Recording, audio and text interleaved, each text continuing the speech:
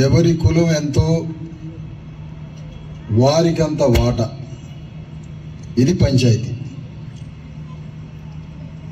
ఇది చిన్న పంచాయతీ కాదు,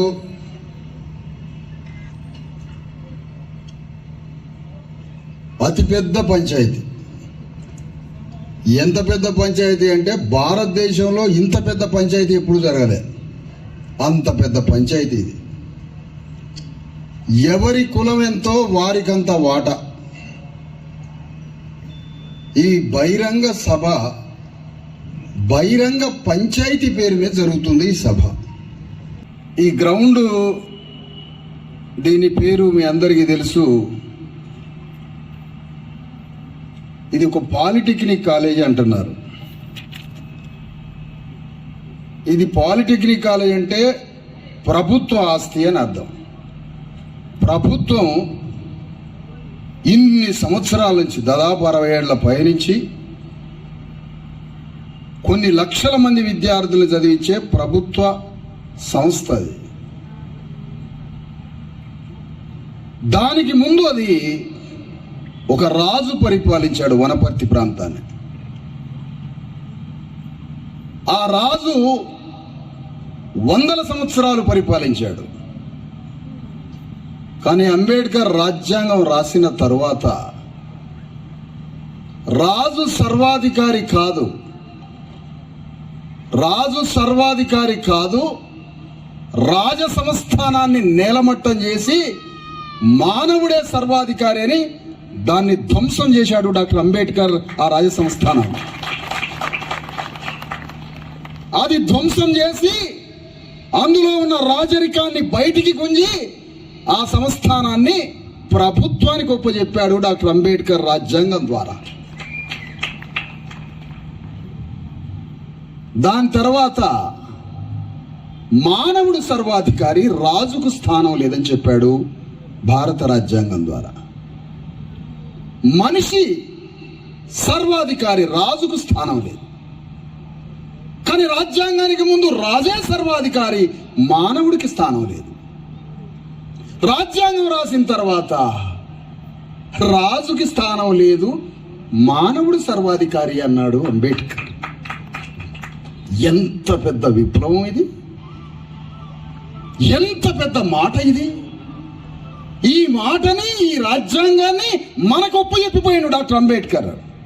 చేసుకోండి ఇక రాజ్యాన్ని మీరు అని. కానీ ఇది తెలిసిన సూరవరం ప్రతాపరెడ్డి అట్లట్లా రెడ్డి సర్వాధికారి, మానవుడికి స్థానం లేదు అని రెడ్ల రాజ్యాన్ని స్థాపించడానికి సూరవరం ప్రతాపరెడ్డి వనపర్తి నుంచి ఎమ్మెల్యే అయిండు. ఆ రాజ సంస్థానం కూలిపోయినా కూడా. చూశారా? రాజ్యాంగంలో ఏముందో మనకు తెలియదు, దాన్ని ఎందుకు కూలగొచ్చిండో అంబేద్కర్ మనకు తెలియదు. రాజు సర్వాధికారి, మానవుడే సర్వాధికారి, రాజుకు స్థానం లేదని చెప్పాడు అంబేద్కర్. కానీ ఇవన్నీ మనకు తెలియదు. మనకి తెలియని సమయంలో మళ్ళీ సూరవరం ప్రతాపరెడ్డి బయటికి వచ్చి, రెడ్లు గ్రామాలలో భూములు భూస్వాములుగా ఉంటే సరిపోదు, రెడ్లంతా చదువుకోవాలి, హైదరాబాద్లో హాస్టల్స్ పెట్టుకోవాలి, రెడ్లంతా విద్యా వికాసం చెంది ఆ విద్యతో ఆధునిక ప్రపంచాన్ని తెలుసుకొని రెడ్లు రాజ్యాన్ని పరిపాలించాలని సూరవరం ప్రతాపరెడ్డి బయలుదేరిండు వనపర్తి నుంచి. అక్కడ నుంచి వనపర్తిలో ప్రతి ఎన్నికలో రెడ్డి అంటే రెడ్డి సర్వాధికారి, గౌండ్లానికి స్థానం లేదు. రెడ్డి సర్వాధికారి, ముతురాసానికి స్థానం లేదు. రెడ్డి సర్వాధికారి, యాదవుడికి స్థానం లేదు. రెడ్డి సర్వాధికారి, మాదిగానికి స్థానం లేదు. రెడ్డి సర్వాధికారి, మాలాయనికి స్థానం లేదు. రెడ్డి సర్వాధికారి ఇక్కడున్నటువంటి కట్టడాలు కట్టేటువంటి ఉప్పరి వాళ్ళకి స్థానం లేదు. ఏ కులానికి స్థానం లేదు. రెడ్డి సర్వాధికారిని, రెడ్డి రాజ్యాన్ని స్థాపించారు. 100కి 4 లేనివాడు, 100కి 4 లేని వ్యక్తులు తెలంగాణ అసెంబ్లీలో 40 మంది ఎమ్మెల్యేల. రాజ్యమంతా రెడ్లదా? 100కి 1 లేనివాడు వెలమ రాజ్యాన్ని స్థాపిస్తాడా?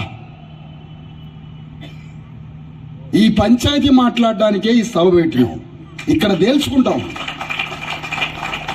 ఈ పంచాయతీలో దొంగ దొరికితే, తప్పు చేసినోడు దొరికితే, ఆ తప్పు చేసిన వాడిని ఈ ప్రజా కోర్టులో శిక్షించడానికే ఈ పంచాయతీ పెట్టినాం. ఓట్ల ఉరితాడు పెట్టి ఏలాడదీస్తాం ఎవడు తప్పు చేసిండో. ఓట్ల గడ్డపారలు తీసుకొని గుండెల పొడుస్తాం. ఓట్ల వేట కొడవలు తీసుకొని కంఠాలు నరికి పారేస్తాం. దానికోసం పెట్టినాం ఈ బహిరంగ పంచాయతీ. ఎవడు మాట్లాడలేడు అనుకుంటాన్రా, ఎవడికి స్వరం లేదనుకుంటాన్రా. ఎన్నో ఏళ్ల క్రితం 3 బీసీలు ఎమ్మెల్యేలైనరు వనపర్తిలా. ఎంత కొట్లాడి ఉంటారు పాపం వాళ్ళు, ఎంత మదనపడి ఉంటారు గుండెలల్ల వాళ్ళు, ఎంత సమావేశాలు అంతర్గతంగా పెట్టుకొని ఉంటారు. ఆనాడు 30 ఏళ్ల క్రితమే ఒక 3 ఎమ్మెల్యేలు బయటికి వెళ్ళిండ్రంటే మన వాళ్ళు బీసీలు. ఇవాళ ఒక్కడు రెడ్ల మీద, వెలమల మీద, అగ్రవర్ణ రాజ్యం మీద కసి తీర్చుకుందామని, పగ తీర్చుకుందామని ఒక్కడు మన బీసీఎస్ ఎస్టీ నుంచి బయటికి రావట్లేదంటే తప్పు ఎక్కడ జరుగుతుంది? ఎక్కడ జరుగుతుంది తప్పు? కోటర సీసాల కోసం ఆశపడ్డామా? మాంసం కోసం ఆశపడ్డామా? 4,000 రూపాయల కోసం ఆశపడ్డామా? ఇది వనపర్తి సమస్య కాదు. ఇది దేశవ్యాప్త సమస్య. ఇది భారతదేశ సమస్య. ఇది తెలంగాణ గడ్డ సమస్య. నేను భారతదేశ సమస్యని పరిష్కరించడానికి రాలే, కానీ తెలంగాణ గడ్డ మీద ఏదో ఒక రోజు మన రాజ్యాన్ని స్థాపించడానికి 3.5 కోట్ల మంది బీసీఎస్ ఎస్టీలని కట్టడానికి, నిర్మించడానికి, ఒక మహాయుద్ధం చేయడానికి, తెలంగాణ గడ్డ మీద ఈ యుద్ధాన్ని ప్రారంభించడానికి ఈ మహా పోరాటం మొదలైందని మీకు ఆత్మవిశ్వాసంతో, నా రక్తంలో ఉన్న అణువణువులో ఉన్న ఆత్మవిశ్వాసాన్ని మీ ముందు ప్రకటించడానికి వచ్చానయ్యా. మనం రాజ్యాన్ని ఏలాలి, మనం తెలంగాణ గడ్డని పరిపాలించాలి. ఇది భూస్వామ్య పీఠం. ఇది తెలంగాణ గడ్డ అంటే లక్షల ఎకరాలున్న భూస్వాముల పీఠం. ఇది ఇక్కడ మనిషికి స్థానం లేదు. చైనాలో 1,00,000 ఎకరాలే భూస్వామి, తెలంగాణలో 2.5 లక్షల ఎకరాల భూస్వామి ఉన్నాడు. ఇక్కడ ఈ భూస్వాములందరికీ నిలయం కాంగ్రెస్ పార్టీ. అంత పెద్ద 2 లక్షల ఎకరాల భూస్వాములను కాపాడినోడే నీ దగ్గర నుంచి పుట్టుకొచ్చిన చిన్నారెడ్డి అనే ఆ పిష్క పిట్ట ఉన్న చూశారు. పిష్కలాగుంటే కాలిపోయిన పిట్టలాగుంటాడు. ఆ కాలిపోయిన పిష్క గూడులాగున్నాడు చూసినారు.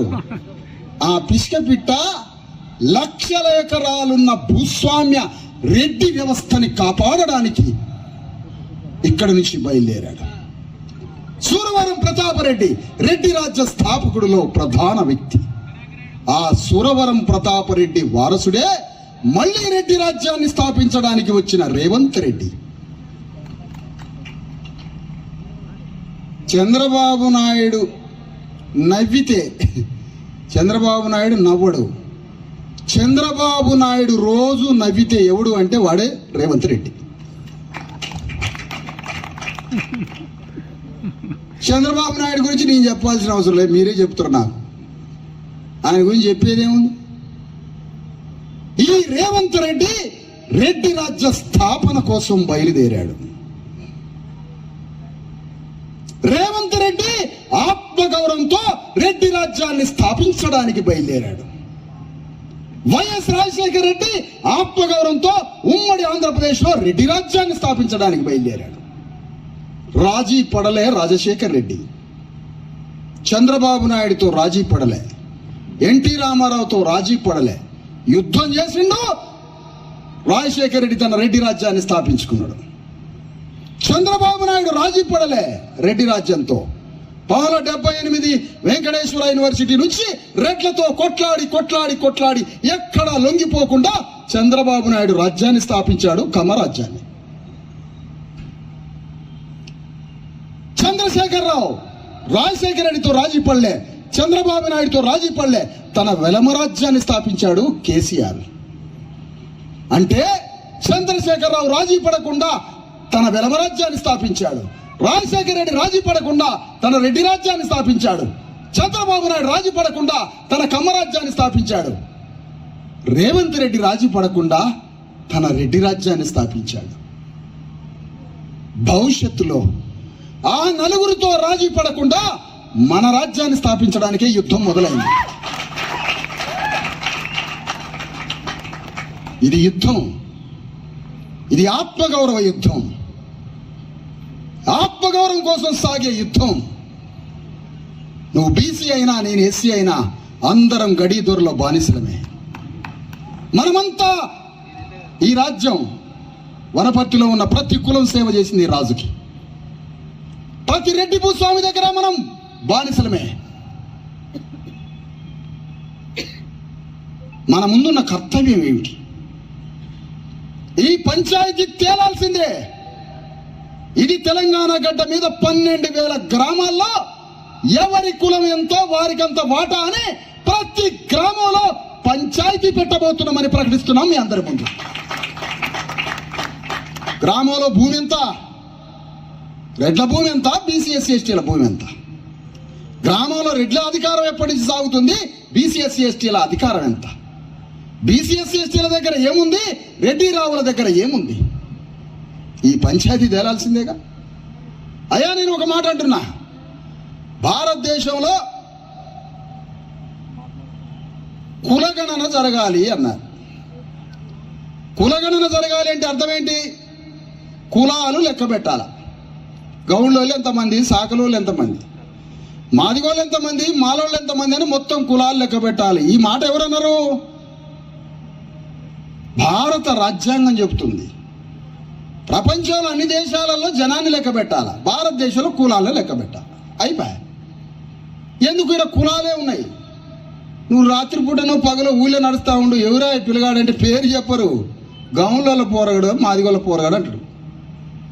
కులమే, కులం ముందు. మరి అలాంటి కులం తెలంగాణ గడ్డ మీద భారతదేశంలో కులాలను లెక్క పెట్టాలంటే అర్థం, మన పాపం సుప్రీంకోర్టు అంటుంది కులాలను లెక్క పెట్టాలట. ఎందుకట పాపం? సుప్రీంకోర్టు జ్ఞానం చూడండి ఎంత ఉన్నదో.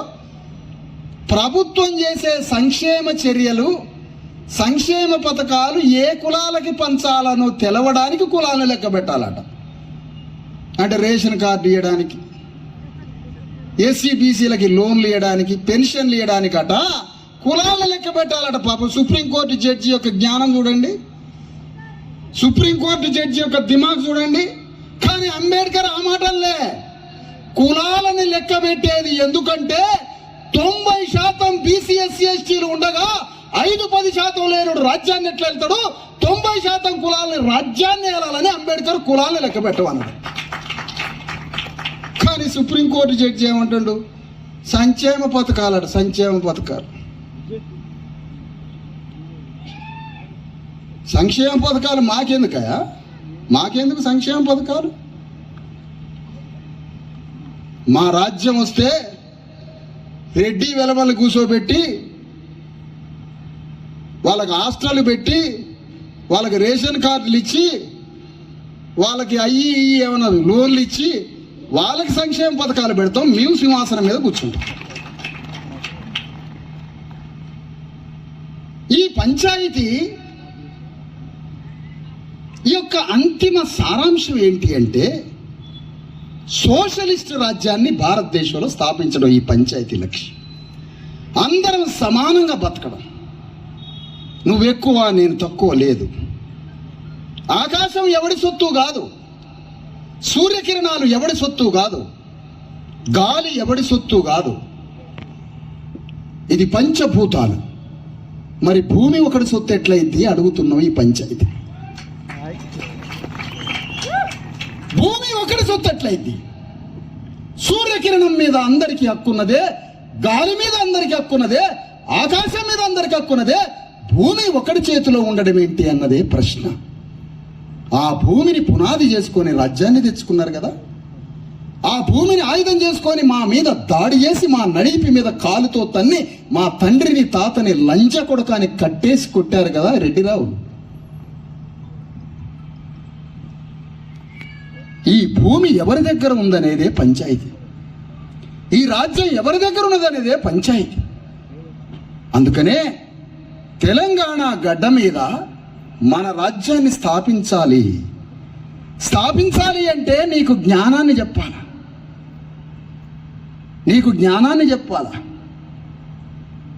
చంద్రశేఖరరావు, కేసీఆర్ తెలంగాణ ఉద్యమాన్ని లేపి ప్రతి మనిషికి జ్ఞానాన్ని ఇచ్చిండంటారు మీరు. చంద్రశేఖరరావు ఏం చేసిండో తెలుసా మీ అందరికీ? కేసీఆర్ చెప్పండి ఏం చేసిర్రో? తెలంగాణ 12,000 గ్రామాల్లో మనకి శత్రువు ఎవడు లేడని చెప్పిండు. 12,000 గ్రామాలలో వందల వేల లక్షల ఎకరాలు ఉన్నటువంటి ప్రతి గ్రామంలో మన నడి మీద తన్ని నరికి సంపి మనల్ని దోసుకు తిన్న రెడ్డి రావులు ఎవడూ శత్రువులు కాదు. మన శత్రువు కృష్ణానది దాడితే ఆంధ్రాలో ఉన్నాడు శత్రువు అన్నాడు. ఊళ్ళో ఉన్న శత్రువుని మాయం చేసాడు చంద్రశేఖరరావు. ఊళ్ళో శత్రువు కానీ ఊళ్ళో శత్రువు లేడు మన ఊళ్ళో అన్నాడు చంద్రశేఖరరావు. కేసీఆర్ మరి శత్రువు ఎక్కడ ఉన్నాడు సార్ అని అడిగితే ఆంధ్రాలో ఉన్నాడు ఆ శత్రువు అన్నాడు. ఊళ్ళో ఉన్న శత్రువుని మాయం చేసిండు.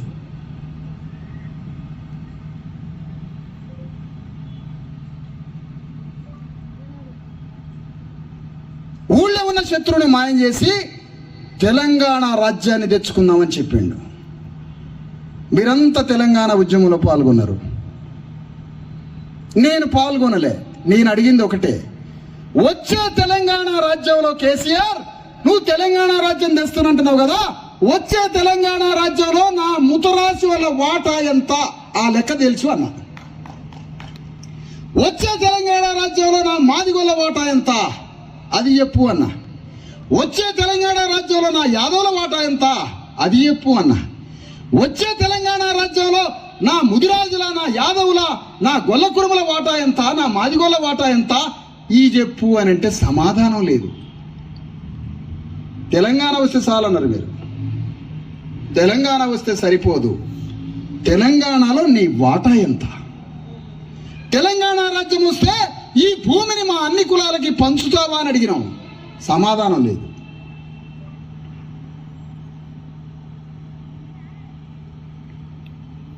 మరి ఇప్పుడు మనం కోరుకునే రాజ్యం ఏంటి? వచ్చిన తెలంగాణలో 10% ఉన్న రెడ్డి రావుల రాజ్యాన్ని పరిపాలించడానికి వీల్లేదు. తెలంగాణలో ఉన్నటువంటి బీసీ ఎస్సీ ఎస్టీలు 90% మంది ఉన్నారు. రెడ్డి రావుల రాజ్యాన్ని భూస్థాపితం చేసి మా రాజ్యాన్ని స్థాపించుకుంటామన్నటమే ఈ పంచాయతీ యొక్క లక్ష్యం.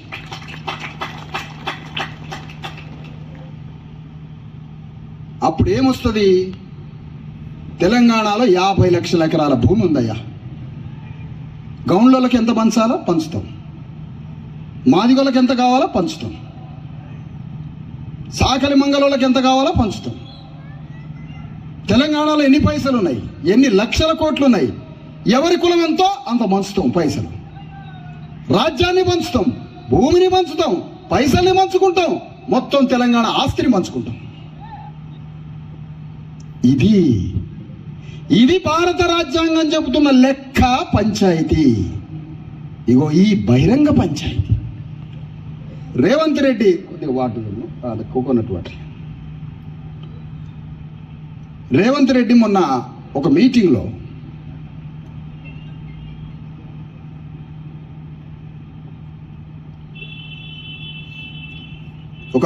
అంటుండో,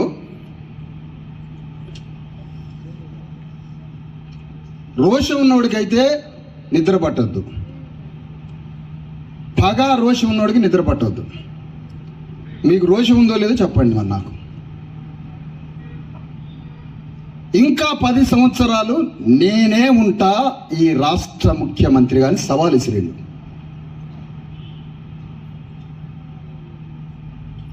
మొన్న కులగణన జరిగితే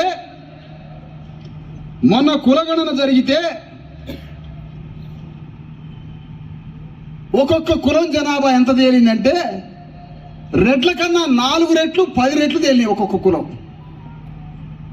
కానీ రేవంత్ రెడ్డి ఏమంటాడు?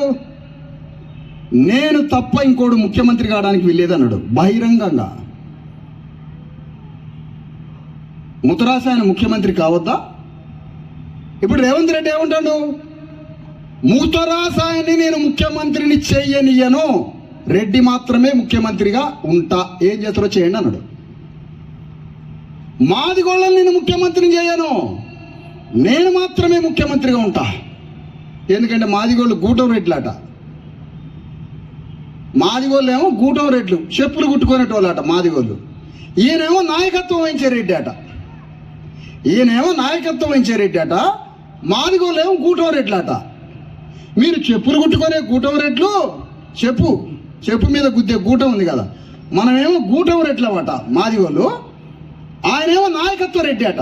ఇది సప్పట్లు కొడతారు మన ప్రొఫెసర్లు. నేనేమో రేవంత్ రెడ్డి మీద SC ST కేసు పెట్టాలని నేను తిరుగుతున్నా.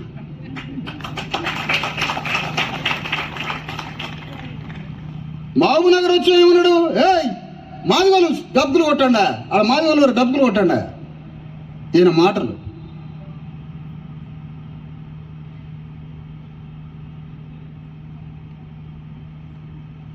తెలంగాణ గడ్డ మీద కులగణన చేస్తే ఫస్ట్ కులం, మొట్టమొదటి కులం తెలంగాణ మీద అత్యంత ఎక్కువ జనాభా ఉండి చిల్లి గవ్వ ఆస్తి లేని వాళ్ళు మాదిగోళ్ళని తేలిందయా మొట్టమొదట.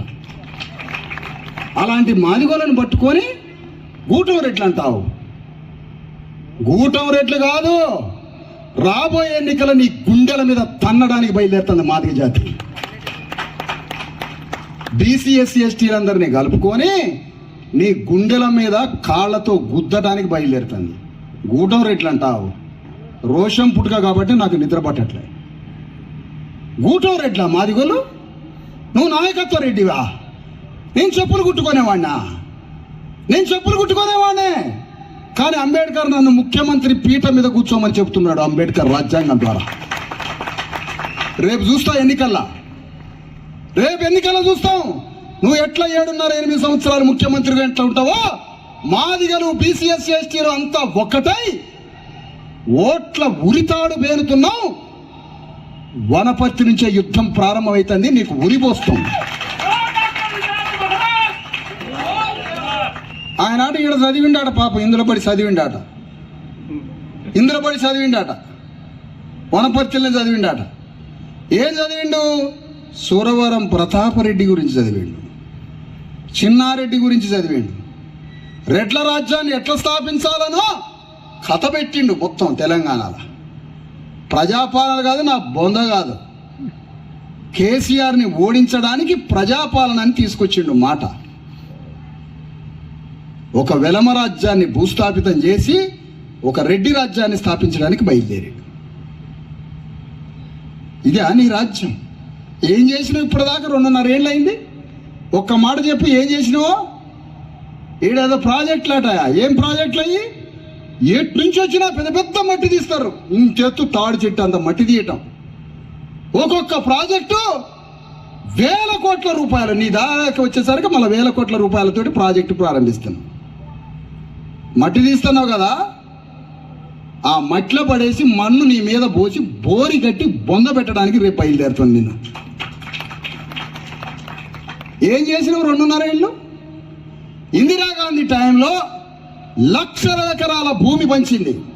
చెప్తున్నాం ఓపెన్గా. నువ్వు ఇందిరమ్మ రాజ్యం అంటావు. సిగ్గున్నదా నీకు రేవంత్ రెడ్డి? శరమున్నదా నీకు? ఇందిరాగాంధీ భూములు ఇస్తే SCలకి BCలకి ఆనాడు ఇందిరాగాంధీ అసైన్ ల్యాండ్స్ ఇస్తే పాపం సాగు చేసుకుంటున్న SC BCల భూములు మొత్తం కొల్ల కొడుతున్నాడు ఇవాళ రేవంత్ రెడ్డి. కేసీఆర్ అనేవాడు భూమిని కొల్లగొట్టిండు 1 పావల మందం, మనోడు 3 పావల మందం తీసుకుంటాడు SC BCలకి ఇందిరాగాంధీ ఇచ్చిన భూములు. నిజాం ఆ రోజు ఇనాం భూములు ఇస్తే ఆ భూములు లాక్కుంటాడు. ఇదా నువ్వు నీ రాజ్యం? నీవు భూమిని, నీ రాజ్యంలో భూమిని ఇవ్వాల్సింది పోయి వాళ్ళ దగ్గర ఉన్న భూములను లాక్కుంటావు. ఎవరిని బాగు చేసినావు నీ రాజ్యంలో? నీ రాజ్యంలో రెడ్డి కాంట్రాక్టర్లు బాగు చేసి, నీ రాజ్యంలో ధనవంతులైన కోట్లకు పడగలెత్తినటువంటి రెడ్లను బాగు చేసినావు. నీ రాజ్యాన్ని రెడ్ల రాజ్యంగా మార్చినావు. మాకేమిచ్చినావు? ఓ భూమి పంచినవా? మా బిడ్డలకి గొప్ప చదువును అందించినవా? వైద్యం చేసుకోవడానికి గొప్ప హాస్పిటల్ కట్టించినవా? మేము మంచిగా పని చేసుకోవడానికి ఉపాధి కల్పించినవా? భారతదేశం మొత్తం రోడ్లు కాంట్రాక్టర్, భారతదేశంలో ఉన్న ప్రతి భవనం కట్టడంలో, భారతదేశంలో ఉన్న ప్రతి నీటి ప్రాజెక్టులు కట్టడంలో, భారతదేశంలో ఉన్న ప్రతి రోడ్డు భవనము ప్రాజెక్టులు కట్టడంలో వనపర్తి బీసీఎస్సీ ఎస్టీల రక్తం వారిందని చెప్తున్నాం. రక్తం వారింది. మహబూబ్ నగర్ పాలమూరు బీసీఎస్సీ ఎస్టీల బిడ్డల రక్తంతో భారతదేశం కట్టబడిందని సగర్వంగా చెప్తున్నాం. భారతదేశం కట్టబడింది పాలమూరు బీసీఎస్సీ ఎస్టీల రక్తంతో. ఏ రెడ్ల రక్తం గారింది? ఏ వెలమదొల్ల రక్తం గారింది? ఏ బ్రాహ్మణుడి రక్తం గారింది? ఏ వైశ్యుడి రక్తం గారింది? తెలంగాణ బీసీఎస్సీ ఎస్టీలు, పాలమూరు బీసీఎస్సీ ఎస్టీలు బాక్రానంగల్ ప్రాజెక్టు నుంచి కావేరీ వరకు దేశంలో ఉన్న ప్రతి ప్రాజెక్టు కట్టడానికి చిన్నపిల్లలు, పెద్దోళ్ళు, ఆడోళ్ళు, ముసలోళ్ళు అందరం పోయి సంవత్సరాల తరబడి ఊరును వదిలిపెట్టి రక్తంతో ప్రతి కట్టడం కట్టి దేశానికి ఇచ్చిన జాతులు రమ్మాయి. ఎవడు నిజమైన దేశభక్తుడు? మా రక్తం తాగడానికి నువ్వు గ్రామంలో ఉంటే మా రక్తాన్ని దేశానికి ఏడవలో మేము ఉన్నాం. ఇది నీకు మాకు తేడా. నా భూమిని లాక్కున్నావు, నా రక్తాన్ని తాగినావు, నా ఊర్లో స్థానం లేకుండా చేసినావు, నా ఊర్లో గౌరవం లేకుండా చేసినావు, నా బీసీఎస్సీ ఎస్టీలకి గౌరవంగా గ్రామంలో ఒక స్థానాన్ని సంపాదించుకునే నాయకత్వంలో రాకుండా చేసినావు మమ్మల్ని.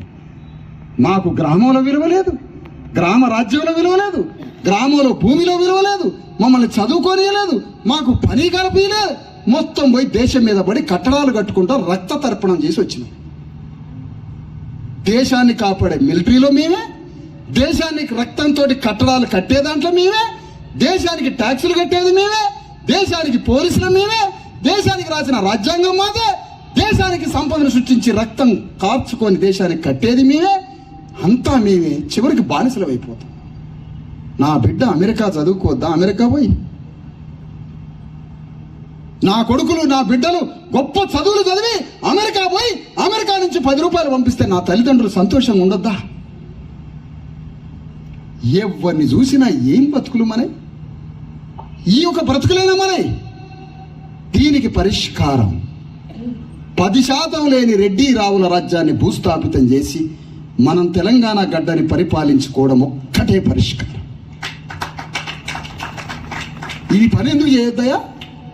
మాదిగోలు ఆదిజాంబవ మహారాజు బిడ్డలు కదా. దేశానికి మొట్టమొదట భూమండలాన్ని పరిపాలించింది ఆదిజాంబుడు అనుకున్నాం కదా. ఆదిజాంబుడు బిడ్డలే మాదిగలు. ఆ మాదిగలు తెలంగాణ గడ్డ మీద నంబర్ 1 పెద్ద సంఖ్య అనుకున్నాం కదా. మరి ఏం చేస్తున్నావు నువ్వు? చలో గ్రామ గ్రామం పోయి బీసీఎస్సీ ఎస్టీలందరినీ పోగేసి తెలంగాణ గడ్డ మీద 3.5 కోట్ల మంది బీసీఎస్సీ ఎస్టీలను కలిసి రాబోయే 2.5 సంవత్సరాల్లో రెడ్డి రావులతో గీత గీసి యుద్ధం చేసి రాజ్యాన్ని తెచ్చుకున్నారు. రాండి, అప్పుడు సంతకాలు పెడదాం. ఏం సంతకం పెడదాం? రేవంత్ రెడ్డిని సంకలాల చేతులు పెట్టి గుంజకపోయి జైలేమని సంతకం పెడదాం. కేసీఆర్ను కూడా ఈడ్చుకపోయి అదే రేవంత్ రెడ్డి జైల్లో పెట్టి ఇద్దరిని లాకప్ చేసి వీడియో పెట్టి అమ్మ ఇద్దరు దొంగలు ఏం మాట్లాడుకుంటారో వీడియోలో వినాలి మొత్తం. ఏం మాట్లాడుతుంటారు అసలు ఇద్దరు? అందరూ బీజేపీ వాడిని కూడా వేద్దాం. ఒకడిని, ముగ్గురిని జైలు వేసి ఏం మాట్లాడుకుంటారు అసలు ఈ ముగ్గురు? లైవ్ పెట్టాలా? లైవ్. ఎంత దొంగలరా మీరు! ఎంత పెద్ద దొంగలు! తెలంగాణలో మీరు తప్ప ఇంకోటి రాజ్యాన్ని ఏలొద్దా? మీరు తప్ప ఇంకొక కులం రాజ్యాన్ని ఏలొద్దా? మేము తాగడానికి కోట్ర సీసాలకి, చికెన్ మటన్లకి మనిషికి 3,000, 2,500 ఇచ్చి మా చేతులున్న ఓటులను గుంజుకొని పోతారు, మా చేతులున్న రాజ్యాన్ని ఎత్తకపోతారు. ఇదా చెప్పింది? ఒక్క పైసా లేకుండా రేవంత్ రెడ్డి రావాల రేపు ఎలక్షన్ల కర్ర తీసుకొని బయలుదేరుతున్నారు. రేపు ఒక్క పైసా లేకుండా కాంగ్రెస్ పార్టీ రెడ్డి రాజ్యం నడువు రా, మైదానానికి రా. ఒక్క పైసా పంచకుండా రా. కేసీఆర్ ఒక్క పైసా పంచకుండా నువ్వు రా. బీజేపీ ఒక్క పైసా పంచకుండా రా. ఒక్క పైసా పంచకుండా బీసీఎస్సీ ఎస్టీ చేసి బయటికి వస్తుంది సింహం లాగా. కాగితాలు రాసుకుందాం. సుప్రీంకోర్టు జడ్జిని విచారణ కమిటీ వేసి ఎవడు ఒక పైసా పంచొద్దు, కోట్ర సీసా దాపియొద్దు, అబద్ధాలు ఆడొద్దు, మాంసం చికెన్లు పెట్టొద్దు, నీదేందో నీ నీతి మాటలు నువ్వు చెప్పుకో, నా దగ్గర ఉన్న నీతి నేను చెప్పుకుంటా, ఎవడు రాజ్యానికి వస్తాడో చూద్దాం. ఇది రేపు వేసే సవాలు ఇస్తున్నాం. మీరు కోట్ల రూపాయలు తీసుకొచ్చి పేద ప్రజల్ని కొనుక్కొని ఇదే మీరు చేసేది. అందుకనే తెలంగాణ గడ్డ మీద బీసీ ఎస్సీ ఎస్టీలు ఇదిగో 90% మంది ఉన్నారు. చూడండి అయ్యా, మాదిగోళ్ళట 12% ఉన్నారమ్మా తెలంగాణ గడ్డ మీద. 12లో 1.5% బయటికి పోయారమ్మా మాదిగోళ్ళు, వేరే రాష్ట్రాలకి వేరే దేశాలకి కూలీల పనికి బతకడానికి. మొదటి కులం 10.5% ఉన్నారటమ్మా తెలంగాణలో. దాదాపు 40 లక్షల మంది ఉన్నారటమ్మా తెలంగాణ గడ్డ మీద మాదిగోళ్ళు. 40 లక్షలు. ముదిరాజులు 28 లక్షలు ఉన్నారమ్మా. లంబాడాలు 25 లక్షల మంది ఉన్నారమ్మా. యాదవులు 21 లక్ష మంది ఉన్నారమ్మా. కురుమోళ్ళు 10 లక్షలు ఉన్నారమ్మా. దాదాపుగా యాదవులు 20 లక్షలు, కురుమోలు 10 లక్షలు, 30 లక్షల మంది ఉన్నారమ్మా. కురుమగోళ్ళకు బిడ్డలు. రెడ్లు 15 లక్షల మంది ఉన్నారమ్మా. వీళ్ళకి రాజ్యం. గౌళాలు 18 లక్షల మంది ఉన్నారమ్మా. ఒక్కొక్క కులం చూడండి అమ్మా. ఒడిరోలు 7 లక్షల మంది ఉన్నారమ్మా. ఇన్ని కులాలు ఇన్ని లక్షల మంది ఉంటే వెలమోలు రెడ్డోళ్ళు కలిపితే 3 నుంచి 4% ఉన్నారమ్మా. వాళ్ళ రాజ్యం అట. ఇది చూడండి అమ్మా.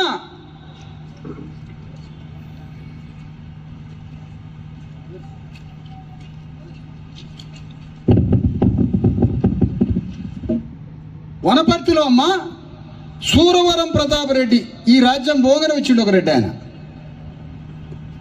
వనపర్తి సంస్థానం బోగన రెడ్డి ఆయన వచ్చిండు. సూరవరం ప్రతాప్ రెడ్డి. సూరవరం ప్రతాప్ రెడ్డి మొదటి ఎమ్మెల్యే. ఎంఆర్ రెడ్డి తర్వాత ఎమ్మెల్యే. తర్వాత ఎమ్మెల్యే పద్మనాభరెడ్డి. తర్వాత రాణి కుమిదిని దేవి, ఆమె అగ్రవర్ణమే. ఆ తర్వాత చిన్నారెడ్డి 5 సార్లు, రావుల చంద్రశేఖర్ రెడ్డి, మల్ల చిన్నారెడ్డి, మల్ల చంద్రశేఖర్ రెడ్డి, ఇప్పుడు మేఘారెడ్డి, మొన్నటిదాకా నిరంజన్ రెడ్డి. ఈ రెడ్లంతా పరిపాలించిర్రమ్మా వనపర్తిని. ఇంతమంది రెడ్లు పరిపాలించిర్రమ్మా. మొన్న రేవంత్ రెడ్డి అంటాడు కదా, ఈడొక మంత్రి ఉన్నాడు, వనపర్తిలో ఒక మంత్రి ఉన్నాడు. ఎవరు మొన్నటిదాకా మంత్రి చేసిన టీఆర్ఎస్ నుంచి? ఎవరు మొన్నటిదాకా వనపర్తి మంత్రి? ఎవరు? ఎవరయ్యా? ఎవరు? ఆ నిరంజన్ రెడ్డి యొక్క ఆస్తులు మొత్తం ప్రభుత్వం స్వాధీనం చేసుకుంటుందని చెప్పిండు రేవంత్ రెడ్డి. 100 ఎకరాలు సంపాదించాడు రేవంత్ రెడ్డి. నిరంజన్ రెడ్డి 100 ఎకరాల భూములు సంపాదించాడు నిరంజన్ రెడ్డి. ఆ భూములు మొత్తాన్ని కాంగ్రెస్ ప్రభుత్వం వచ్చిన తర్వాత ఆ భూములు స్వాధీనం చేసుకుంటున్నాడు రేవంత్ రెడ్డి. ఒక్క అంగుళం ముట్టుకున్నాడాయా? ఒక్క అంగుళం ముట్టుకున్నాడా? ముట్టుకోలే. నేను ఇసురుతున్న సవాల్ రేవంత్ రెడ్డిని. ఈడ కూర్చున్న జనమంతా ఇప్పుడే బయలుదేరుతాం నిరంజన్ రెడ్డి భూముల మీదకి. మాకు పోలీసు రక్షణ కలిపి ఆ భూముల్ని కబ్జా తీసుకొని నీకు హ్యాండ్ ఓవర్ చేస్తాం. మమ్మల్ని పంపి ఇప్పుడే ఇక్కడ ఉన్నటువంటి వేలాది మంది నా ప్రజలు తీసుకొని, వేల మంది ప్రజలు, ఒక్క పైసా లేదు వీళ్ళ దగ్గర. సభకు వచ్చిర్రు. ఈ సభ పెట్టాలంటే కోట్ల రూపాయలు ఖర్చు అయితే వేరే పార్టీడికి. మేము ఒక్క పైసా పెట్టలే. కోట్ల రూపాయలు ఖర్చు అయితే రేవంత్ రెడ్డి మీటింగ్ పెట్టాలని సచ్చి బతుకుతాడు. బస్సులు వేసి అయ్యేసి ఇయ్యేసి మొత్తం వేసి అయినా జనం రాడేవాడు. కేసీఆర్ సభ పెట్టాలంటే కోట్ల రూపాయలు ఖర్చు అయితే. స్వతంత్రంగా వచ్చారు మా రాజ్యాన్ని స్థాపించడానికి నా జనం.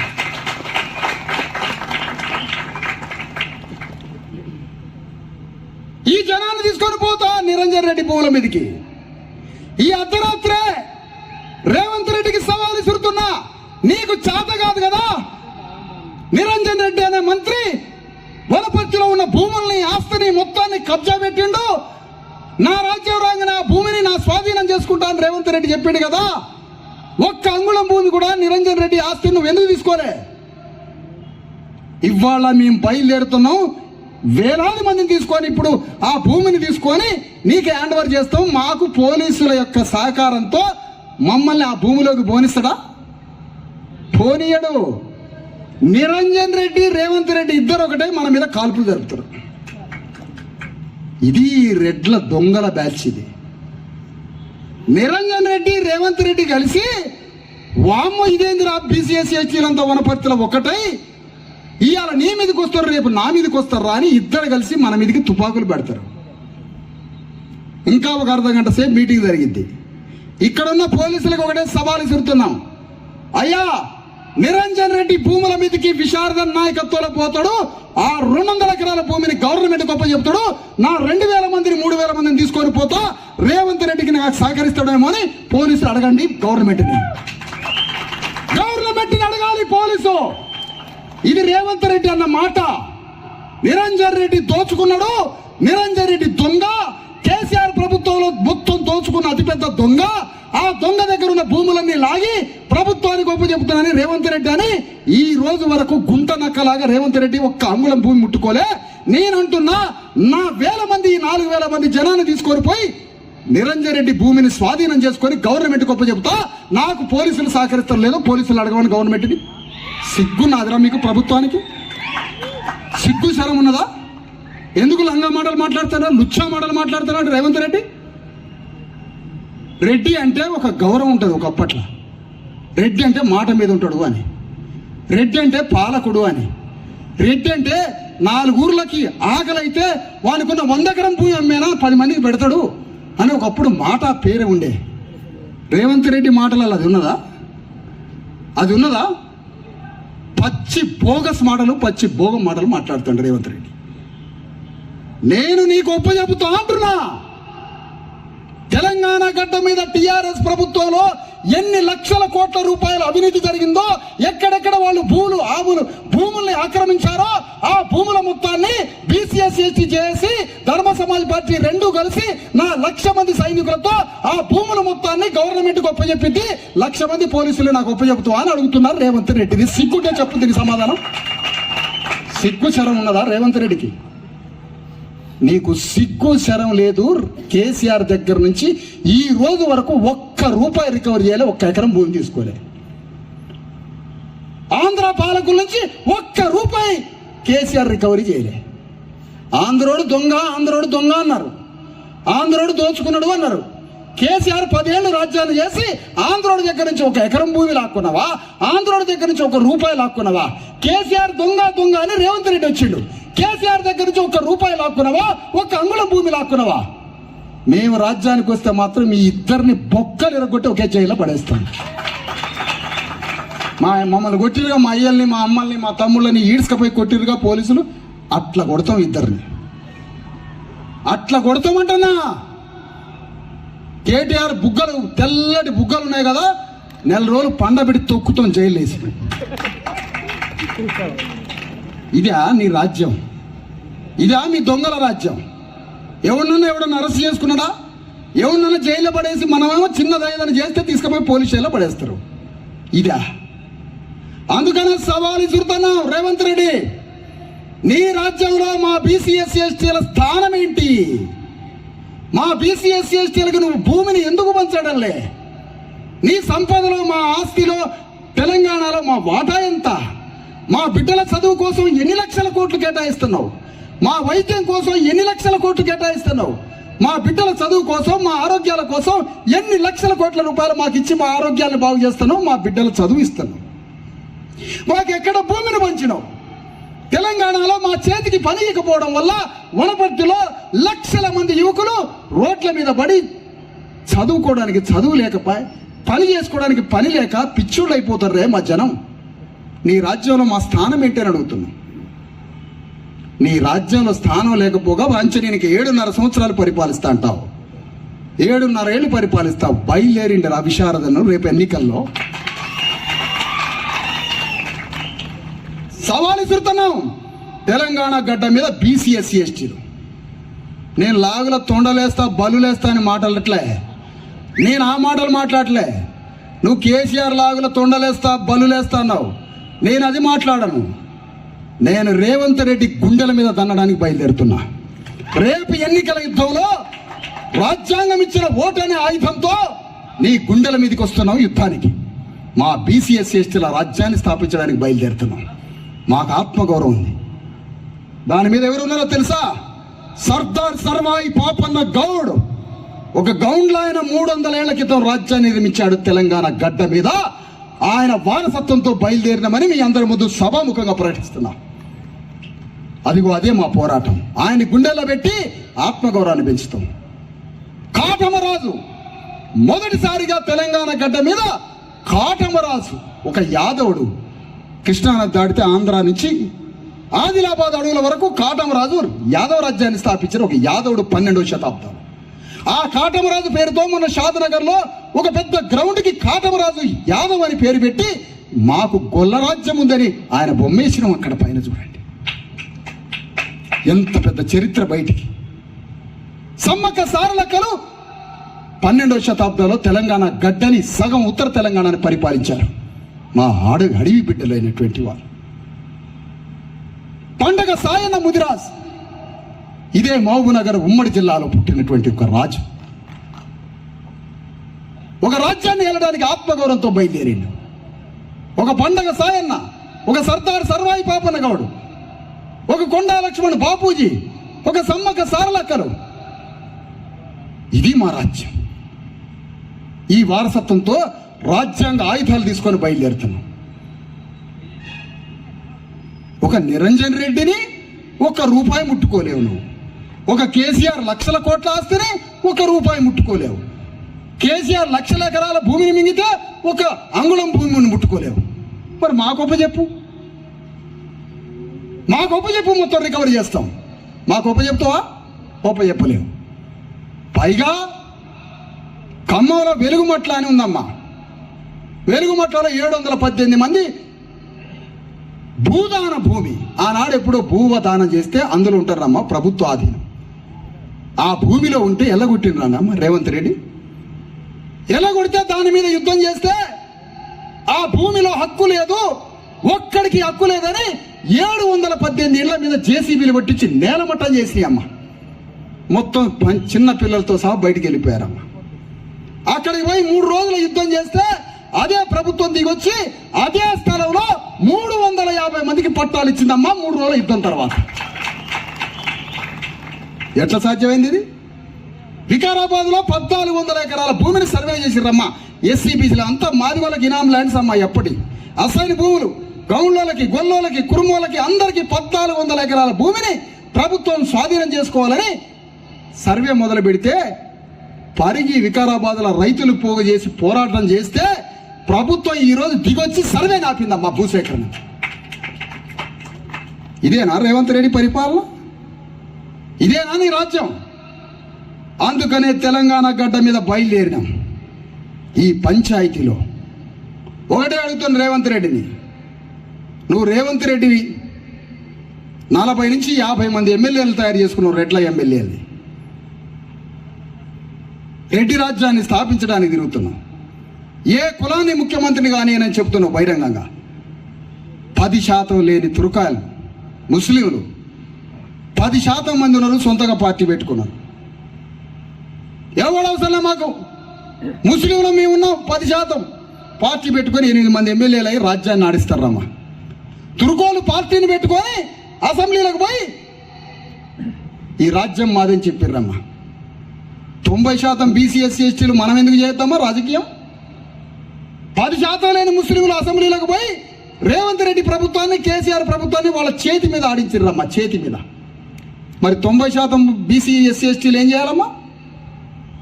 మన ఓటు అమ్ముకోకుండా ఆ ఓటు అనే ఆయుధంతో ఈ అగ్రకుల రాజ్యాన్ని కూల్చడానికి మనం ఆత్మగౌరవంతో యుద్ధం చేద్దామమ్మా. రేపటి నుంచి బయలుదేరదాం. ఈ పోరాటం మన బిడ్డల కోసం తల్లి, నీ కోసం కాకపోయినా, నా కోసం కాకపోయినా, నీ కడుపున పుట్టిన బిడ్డలు గొప్పగా బతకటం కోసం, నీ కడుపున పుట్టిన బిడ్డలు గౌరవంగా తెలంగాణ గడ్డ మీద తల ఎత్తుకొని వాళ్ళ చేతికి భూమి, వాళ్ళ చేతికి చదువు, వాళ్ళ చేతికి ఉద్యోగం, వాళ్ళ చేతికి వైద్యం, వాళ్ళు గౌరవంగా తెలంగాణ గడ్డ మీద నీ బిడ్డలు సల్లగా బతకడం కోసమే ఈ అగ్రకుల పార్టీల మీద యుద్ధం చేయడానికి ఈ పోరాటం మొదలుపెట్టామమ్మా నీ బిడ్డల కోసం. మీరు తెలుసండి అమ్మ, మరి మీరు తెలుసండి అమ్మ, ఎటు బయలుదేరుతారో తెలుసండి అమ్మ. ఓటు అమ్ముకొని రెడ్డి రావులకి బిడ్డల్ని చంపుకుంటారా, నీ రాజ్యం తెచ్చుకుంటావా నువ్వు తెలుసుకో అమ్మా. అందుకని ఈ పంచాయతీలో నేనేం చెప్తున్నానంటే, ఇగో రేవంత్ రెడ్డి 90% బీసీ ఎస్సీ ఎస్టీలు ఉన్నారని నీ లెక్కలే తెలిసినావు. ప్రభుత్వం లెక్కలు కులగణన అన్నది. ఆ రాహుల్ గాంధీ అని ఉన్నాడు అమ్మ, పిచ్చివాడు ఢిల్లీ నుంచి వచ్చి రేవంత్ రెడ్డిని పైసలు అడుక్కొని ఆర్టీసీ క్రాస్ రోడ్లో బిర్యానీ తింటాడట. మనం అంటే సరే ఆర్టీసీ క్రాస్ రోడ్డు పోయి కడుపు మీద ఇక్కడ బయలుదేరిన కానీ హైదరాబాద్ ఇప్పుడు బిర్యానీ తినాలా అని పోతాం మనం. ఈ రాహుల్ గాంధీ ఢిల్లీ నుంచి బయలుదేరి రేవంత్ రెడ్డిని డబ్బులు అడుకుంటాడట. మా పైసలు అడుకుని 300 బావర్చిల బిర్యానీ తింటా అంటాడట. అలాంటి రాహుల్ గాంధీ ఎవడో సలహా చెప్పినాడు రాహుల్ గాంధీకి, కాంశీరామ్ చచ్చిపోయాడు, ఇక కాంశీరామ్ లేడు. కాంశీరామ్ చెప్పిన కులాల పంచాయతీ పట్టుకోను, కులాలను లెక్క పెట్టాలని ఒక్క పంచాయతీ పెట్టు. బీజేపీ ఏమో మత రాజకీయం చేస్తుంది, నువ్వు కుల రాజకీయం మొదలు పెట్టానట ఎవడు రాహుల్ గాంధీని. ఎమ్మటే కులాలు లెక్క పెట్టాలని పంచాయతీ చేసిండు. కులాలు లెక్క పెట్టాలనేసరికి ఆ కులాలను లెక్క పెట్టాలని పంచాయతీ మొదలుపెట్టి రాహుల్ గాంధీ రేవంత్ రెడ్డికి చెప్పిండు, నువ్వు కూడా ఇక్కడ కులాలను లెక్క పెడతాను, దెబ్బకి కులాలను లెక్క పెడతా అనేసరికి జనమంతా రేవంత్ రెడ్డికి ఓట్లేసి ఈ కులాలను లెక్క పెట్టే పంచాయతీ బీజేపీకి తెలిసింది. ఆ బీజేపీ కూడా నేను కూడా కులాలను లెక్క పెడతా అన్నాడు. రేవంత్ రెడ్డి అప్పటిదాకా కులాలను లెక్క పెట్టిన కాగితాలు తన సీటు కింద దాచుకున్నాడు. వామ్మో, ఇన్ని కులాలు ఇంత జనాభా వీళ్ళకు ఉన్నారని తెలిస్తే రేపు వీళ్ళంతా తిరగబడి నా పీక పిసుకుతారని ఆ కులాలను లెక్క పెట్టిన కాగితాలని తన కింద దాచుకున్నాడమ్మా. బీజేపీ ఎప్పుడైతే నేను కూడా కులాలను లెక్క పెడతా అన్నదో ఇది ఎమ్మటే రేవంత్ రెడ్డి కాగితాలు బయటికి తీసిండమ్మా. తీసేసరికి ఈ కాగితాలమ్మా తెలంగాణ గడ్డ మీద 3.5 కోట్ల మంది బీసీ ఎస్సీ ఎస్టీలు ఉన్నారు. అగ్రకుల రెడ్డి వెలమలో 5% లేరని తేలిపోయిందమ్మా. ఇప్పుడు అడుగుతున్నాం రేవంత్ రెడ్డిని, ఇది కులగణన రాజ్యం, ఎవరి కులం ఎంతో వారికంత వాటా కావాలి. ఇది రాజ్యాంగం చెప్తున్న సూత్రం. ఇంతమంది మేముండగా రేవంత్ రెడ్డి రాజ్యంలో 50 మంది రెడ్లు ఎట్లా ఎమ్మెల్యేలు ఉన్నారు. మేమింతమంది ఉండగా రెడ్డి రావులకి ఇంత భూమి ఎక్కడి నుంచి వచ్చింది? మేమింతమంది ఉండగా మాకు హాస్పిటల్స్ ఎందుకు లేవు? మేమింతమంది ఉండగా మాకు గ్రామాల్లో స్కూల్స్ ఎందుకు లేవు? మేమింతమంది ఉండగా మా రక్తాన్ని దేశానికి దారపోస్తున్నాం తప్ప మాకు పని ఎందుకు చూపించట్లేదురా? గ్రామాల్లో మా అమ్మలకి అక్కలకి పని ఎందుకు చూపించట్లేదు? తెలంగాణ గడ్డ మీద తేలిపోయిందిగా. రాజ్యం నీ దగ్గరే రేవంత్ రెడ్డి, రాజ్యం కేసీఆర్ దగ్గరే. రాజ్యము, భూమి, సంపద, డబ్బు, వనరులు, ఎమ్మెల్యేలు, మంత్రులు, ఐఏఎస్ ఆఫీసర్లు సర్వం మీ దగ్గరే ఉంది. మరి మేమెట్లా బతకాల? రోజు కూలినాలి పని చేసుకొని సారా డబ్బులు వైన్ షాపులకు పోయి అదే సుతారు చేతులతోటి వైన్ షాపులో పోయి 200 రూపాయలు ఇచ్చి క్వార్టర్ సైజ్ అయితే ఆ 200 రూపాయలు రేవంత్ రెడ్డి తీసుకుపోయి మనకి పథకాలు ఇస్తాడమ్మా. సిగ్గున్నదా మీకు? రేవంత్ రెడ్డికి సిగ్గు శరం ఉందా? మాకు తాగపోయించిన పైసలతో మాకే పింఛన్లు ఇస్తావు.